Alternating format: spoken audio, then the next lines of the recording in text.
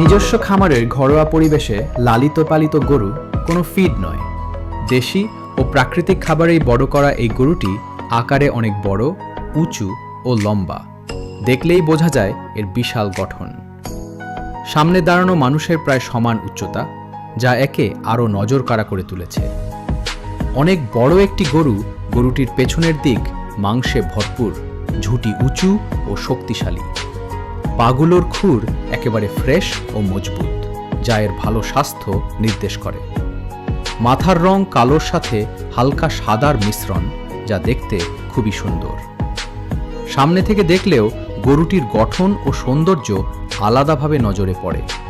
সার্বিকভাবে এটি একটি বড় সাইজের, ফিট, শক্ত সমর্থ ও অত্যন্ত আকর্ষণীয় গরু।